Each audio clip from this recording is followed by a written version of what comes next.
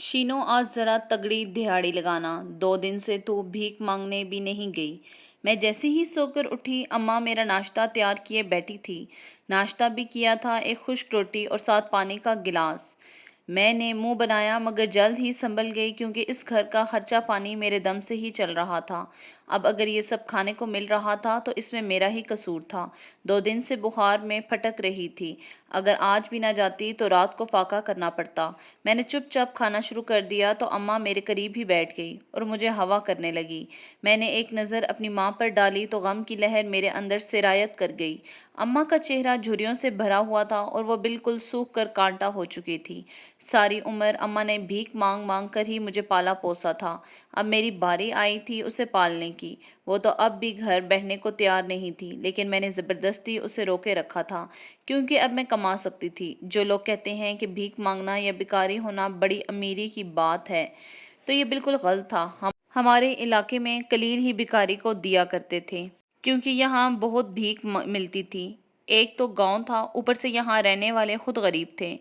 सो वो अपना पेट भरते या इन भिखारियों का जिनसे उनका कोई ताल्लुक ही नहीं था। खैर मैंने बड़े बड़े निवाले लेकर 1 मिनट में ही रोटी खत्म कर दी। मैंने खुद को चादर में लपेटा। माँ मुझे बड़ी ही उम्मीद के साथ देख रही थी।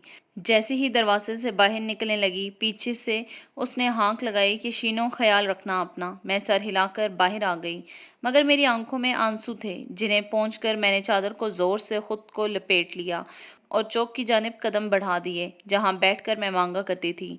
चौक में बैठे मैं 3 घंटे से इंतज़ार कर रही थी, मगर अभी तक एक भीख भी नहीं मिली थी। अब तो मुझे परेशानी होने लगी कि अगर ऐसे ही रहा तो एक फ़र्द की रोटी भी पूरी ना हो सकेगी। सो मैं वहाँ से परेशानी में उठकर थोड़ा आगे चली गई तो वहाँ देखकर हैरान रह गई। चौक से थोड़ा आगे एक टाट पर फ़कीर पड़ा हुआ था जो देखने में बिल्कुल बेहोश मालूम हो रहा था। उसके चेहरे से राल टपक रही थी और जिस्म एकदम से मैला कुचैला था। मैंने खुद पर नज़र डाली तो मैं कदरे साफ सुथरी थी। उस फ़कीर के पास ज़मीन पर काफ़ी पैसे पड़े थे, मगर उसे कोई होश ना थी। मैंने सोचा ये कौन सा फ़कीर यहाँ आ गया है जो मेरी रोज़ी रोटी पर लात मारने की कोशिश कर रहा है। मैं धीरे धीरे चलती हुई उसके पास चली गई और हसरत से ज़मीन पर पड़े पैसों को देखने लगी। अचानक से ही उस फ़कीर ने आंखें खोल दी और हाथ बढ़ाकर मेरी टांग पकड़ ली। मैं तो एकदम से डरकर सन्नाटे में आ गई और उसे पीछे धकेल कर खुद को छुड़वाने लगी, मगर इसमें बहुत ताकत थी। उसने एक झटके से ही मेरी टांग खींची और मैं धड़ से नीचे गिर गई। इस वक्त मुझे शदीद खौफ महसूस हो रहा था क्योंकि एक तो दोपहर का वक्त था और इर्द गिर्द भी कोई बंदा बशर ना था। सो मेरा डर फितरी था। मैंने हकलाते हुए कहा कि छोड़ दो मुझे, वरना मैं सबको बता दूंगी कि तुम कोई शरीफ इंसान नहीं हो। मेरी धमकी पर भी उसे कोई असर ना हुआ। जब वो बोला तो उसकी आवाज़ धीमी थी मगर लहजा एकदम से सख्त था। जब तुझे राज मिले तो वो राज ना लेना, छोड़ देना, गुमराह ना करना किसी को, वरना तेरे लिए बड़ी मुसीबत होगी। समझ रही है ना? लात मारकर चली आना वहां से। और ना जाने क्या कुछ बोल रहा था, मगर मेरी समझ में कुछ नहीं आया। मैं बस डरी हुई थी और मुझे तरह तरह के वहम हो रहे थे।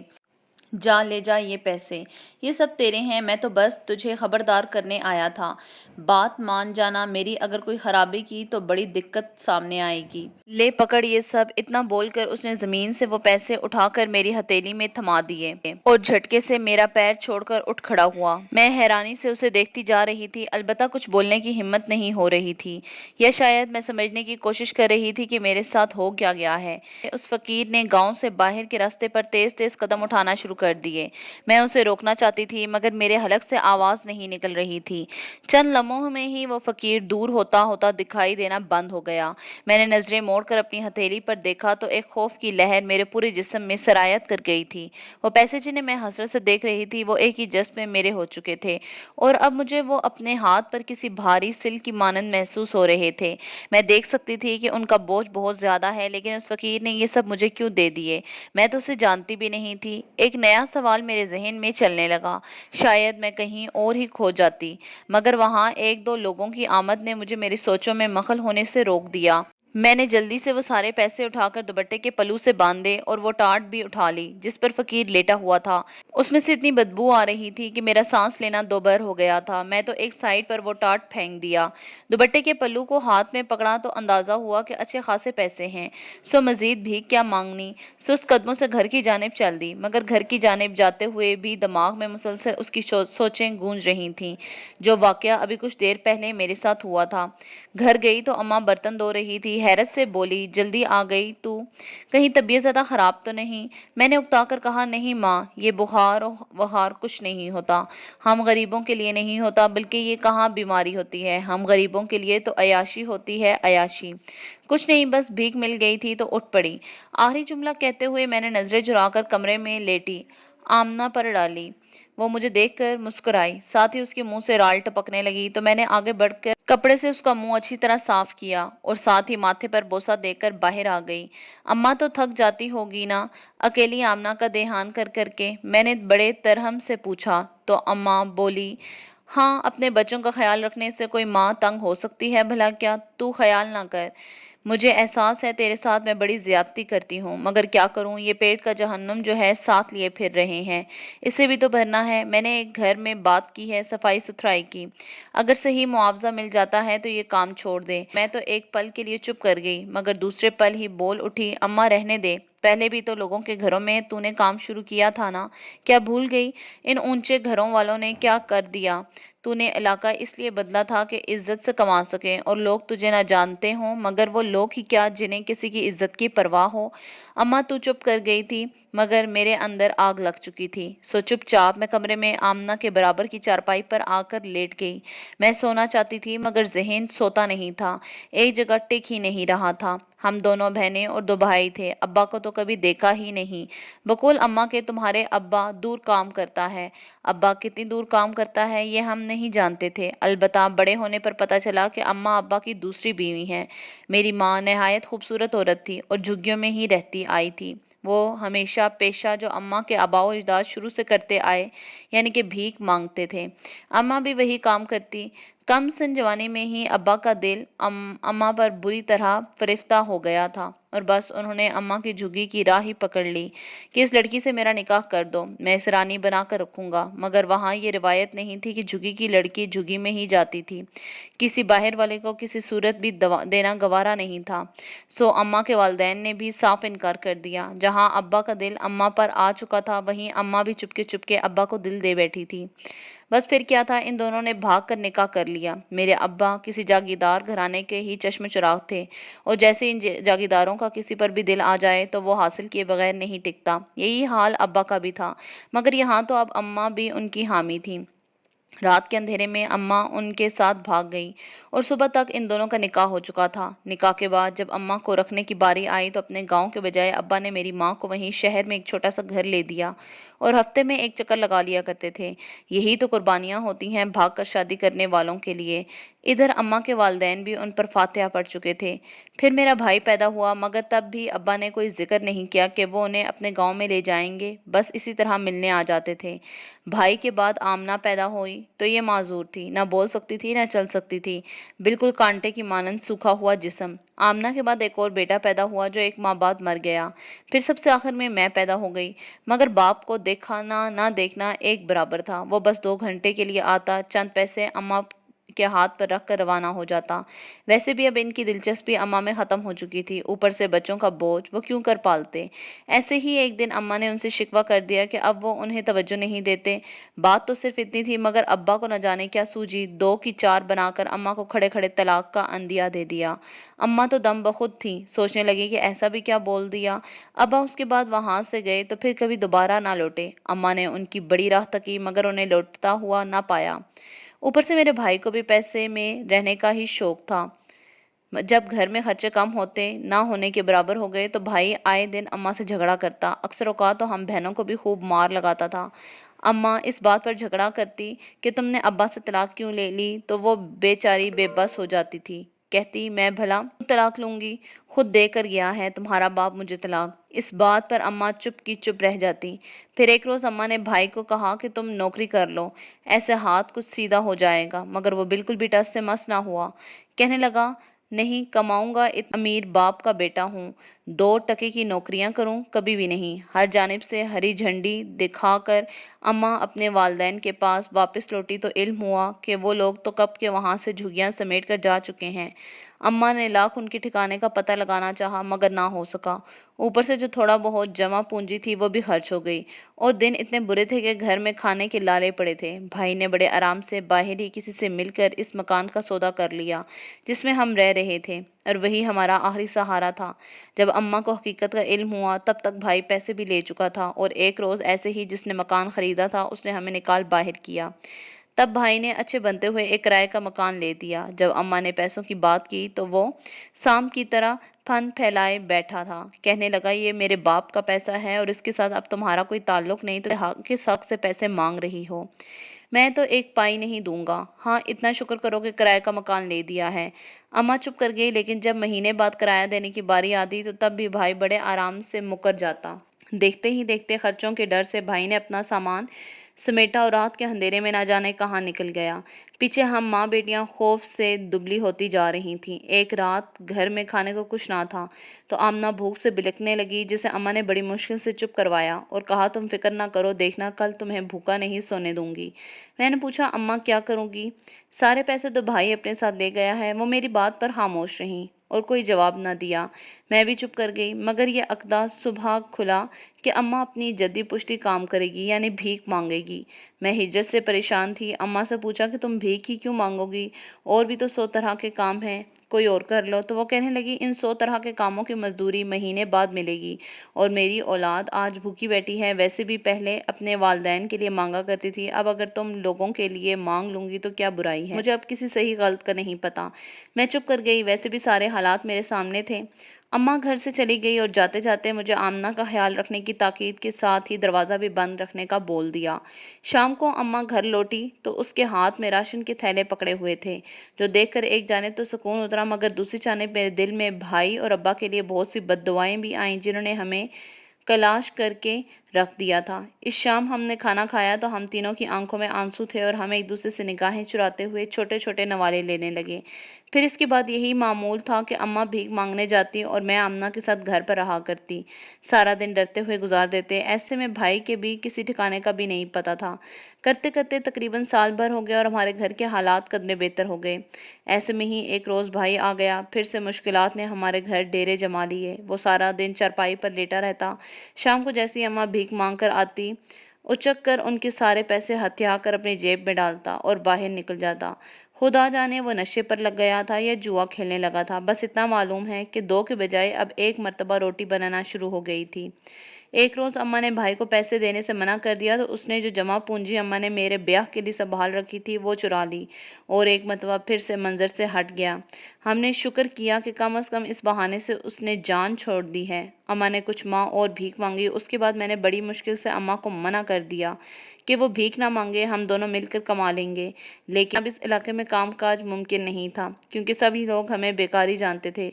हमने इलाका बदल लिया और निस्बतन कम रश वाले इलाके में आ गए।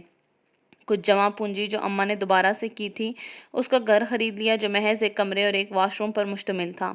कच्चा सा घर जिसकी छत बरसात में बिल्कुल बरसात की मानंद ही टपकती रहती थी, मगर इस घर का सहारा भी बड़ा था। कम से कम इस किराए के घर और हर माह के किराए से तो जान छूटी। यहाँ आकर अम्मा ने 1-2 घरों में सफाई का काम शुरू किया। तनख्वाह भी बस सही थी मगर हलाल थी। मैं यही बहुत था। मैं भी अम्मा के साथ अक्सर कमाने के लिए चली जाया करती थी। 3 माह तो सही गुजरे। फिर एक रोज़ किसी ने अम्मा को देख लिया और जिनके घर वो काम करती थी उन्हें बता दिया कि ये औरत पहले भीख मांगती थी फलां जगह। मालकन ने बुलवा कर अम्मा से तस्दीक चाही तो वो भला इनकार करती भी तो क्यों कर। सो उन्होंने इकरार कर लिया कि वाकई में भीख मांगती रही हैं। इस बात ने एक नया तूफान बर्पा कर दिया। इस औरत को पतंगे लग गए कि इतनी दिन से मेरे घर एक मांगने वाली काम कर रही है और मुझे इल्म तक नहीं। भलाई का तो दौर ही नहीं रहा। अम्मा ने उससे पूछा कि मांगने वाली से तुम्हारा क्या मतलब है? मैं पहले मांगती थी मगर अब नहीं। अब मैं खुद कमा कर खाती हूँ और अपने बच्चों को भी खिलाती हूँ। मगर इस औरत के दिमाग पर न जाने कौन सी धुन सवार थी। अम्मा को घर से लेकर गली में चली गई और पूरा मोहल्ला जमा करके तमाशा लगा दिया। बस अल्लाह दे और बंदा ले, हमारा खुद का घर इसी गली में था। इस वाक़े के बाद अम्मा को काम पर रखता कौन था या नया काम कौन देता था, लेकिन हर एक की ज़ुबान पर हमारा चर्चा ज़रूर होने लगा था। पहले मैं बाहर दुकानों वगैरह तक चली जाती, मगर अब ये भी मुश्किल था। अम्मा बेचारी तो मुजरमों के मानंद सर निवाड़े किए घर पर ही बैठ गई। हफ्ता भर तो हम बड़ी मुश्किल से रहे, मगर जब राशन और आमना की अद्वियात ख़त्म होने लगी तो मैंने अम्मा से कहा, अब तुम रहने दो, मैं जाऊंगी बाहर। अम्मा ने हैरानी से पूछा, तुम्हें कौन काम देगा? तो मैंने कहा कि अब लेता भी कौन है, देखना अगर हम यहाँ से भी कहीं और चले गए तो फिर कोई ऐसा उठकर आ जाएगा जो हमारी हकीकत बताए बगैर मरेगा नहीं कि हम भिखारी हैं और भीख मांगते रहे हैं माजी में। इसलिए बेहतर यही है जो लोग समझते हैं हम भी उसी तरह रहें।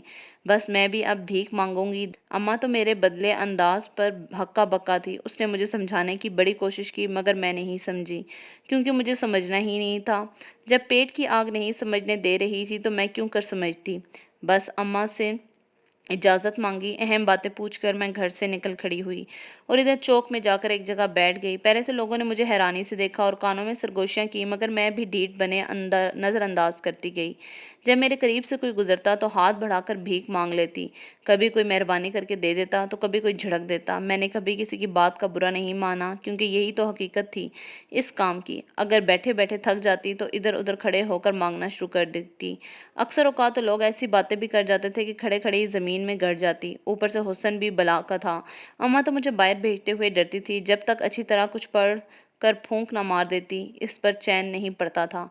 हफ्ते बाद तो अम्मा की बस बस हो गई। उसने मुझे मना कर दिया, शीनो तू ना जाया कर, मैं खुद ही चली जाया करूंगी। मगर मैंने भी अम्मा को साफ कह दिया कि अब मैं निकल खड़ी हुई हूँ तो किसी सूरत पीछे नहीं हटूंगी। अम्मा बेचारी चुप करके रह गई, मगर शायद अभी हमारी आजमाइशें ख़त्म नहीं हुई थी। जो एक रोज़ फिर से भाई हमारे घर चला आया। इस मर्तबा अम्मा ने उसे घर दाखिल ही नहीं होने दिया और कहा, जहाँ से आया है वहीं पर चला जा, मैं तुझे यहाँ नहीं रखूंगी। भाई ने बड़ी मिन्नत की तो अम्मा ने कहा, मोहल्ले वालों से पिटवा दूंगी। बिलाखिर उसे जाना पड़ा, मगर जाने से पहले उसके चेहरे पर तहरीर रकम में बड़े आराम से पड़ सकती थी। वो अंदर ही अंदर कोई फैसला करके पलटा था, जिससे मैं डर गई थी, मगर अम्मा को समझ नहीं आ रहा था। मैंने भी आने वाले तूफान के वक्त को सहारा छोड़ दिया और पुरसुकून हो गई। इसके बाद भाई दोबारा से नहीं लौटा। आज वो फकीर वाला वाकया हो गया मेरे साथ। इसी तरह सोचते सोचते नींद की वादियों में उतर गई, होश ही नहीं रहा। मेरी आंख अगली सुबह खुली। कल की भीख के पैसे तो थे, पर मैंने आमना को साथ लिया और अस्पताल चली गई, जहां डॉक्टर ने बताया इसमें कुछ बेहतरी आ रही है। एक ऑपरेशन है, अगर वो हो जाए तो आमना की ज़िंदगी बचने के चांस 50% हैं। यानी अगर कामयाब हुआ तो आमना भी आम इंसानों की मानंद चल सकेगी। ये बात बड़ी तकवीत बख्शी, मगर इस ऑपरेशन पर जो खर्च था वो काफ़ी महंगा था। हम तो अपना घर बेच कर भी इस ऑपरेशन का आधा बोझ हल्का ना कर सकते थे। मैंने अम्मा से बात की तो वो चुप रह गई। आखिर को उसका भी अरमान था कि बेटी सेहत याब हो जाए, मगर पास पैसा ना था। मैंने आमना को घर छोड़ा और भीख मांगने चली गई। वो कहते हैं ना, जब कोई परेशानी आती है तो साथ में अपना हल भी लेकर आती है। आज मैं चुपचाप एक जगह पर ही बैठ गई। ना उठने का दिल चाह रहा था, ना किसी से मांगना अच्छा लग रहा था। बस दो चार लोगों ने खुद ही मेरे कटोरे में कुछ पैसे रख दिए। मैं अपनी सोचों में ही गुम थी, जब एक बड़ी सी गाड़ी मेरे सामने आकर रुकी। अगर कोई आम सारा दिन होता तो मैं झट से उठकर भीख लेने को भागती, मगर आज मेरा दिल आमना की जानिब ही अटका हुआ था। सो मैं अपनी जगह से ही ना उठी। मैं हैरान रह गई जब गाड़ी में से एक बूढ़ा सेठ निकलकर मेरे सामने खुद ही आ गया। मैंने उसे देखने के बावजूद अपना कटोरा आगे नहीं किया और ना ही उसने भीख के कोई पैसे मेरी जानिब बढ़ाए। मैं जिस तरह बैठी थी उसी पोजीशन में बैठी रही। जब वो सेठ मेरे सामने बैठे हुए बोला, परेशान लग रही हो। मैंने चौंक कर उसे देखा और कहा, परेशानियां तो हम गरीबों के घर भी जन्म लेती हैं, ये कौन सा नई बात है आप कहें। वो मेरी बात पर कुछ पल चुप हुआ तो फिर कहने लगा, तुम्हारे मसले का हल मेरे पास है। मैंने कहा, कौन सा मसला? वही जिसने तुम्हें इस काम पर लगाया है। भाई पैसे चाहिए ना तुम्हें? मैं दूंगा तुम्हें पैसे, जितने कहोगी, मेरे साथ चलो बस।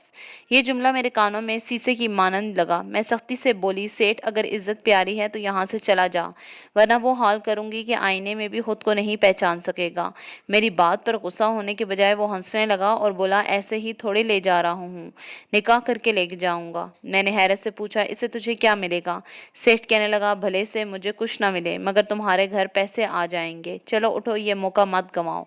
कुछ सोचते हुए मैं झट से खड़ी हो गई, क्योंकि मेरी नज़रों के सामने आमना थी जिसे मैं फरामोश नहीं कर सकती थी। अब अगर मेरे साथ कुछ बुरा होता तब भी मैं इतनी बहादुर थी कि हालात का मुकाबला कर सकती। मैं उसके साथ गाड़ी में बैठ गई और कुछ ही देर बाद एक घर में गए जहाँ हमारा निकाह हो गया। ये सब मुझे किसी फिल्म की मानंद लग रहा था और मैं बेयकीन सी थी कि ये सब मेरे साथ क्यों कर रहा है। निकाह के बाद सेठ मुझे अपने साथ अपनी हवेली में ले गया जहाँ बहुत से लोग थे और वह भरपूर अकीदत का मुजाहिरा कर रहे थे। उन लोगों ने मुझे सेठ के साथ देखा तो मर्द झुक गए थे और औरतें आगे बढ़कर मेरे हाथ पर बोसा देने लगीं, जिससे मुझे शदीद उलझन हो रही थी, मगर मैं ज़ब्त किए आगे बढ़ती चली गई। बिलाखिर एक हॉल में पहुंचकर मैं और सेठ सोफे पर बैठ गए और हमारे सामने बहुत से लोग थे।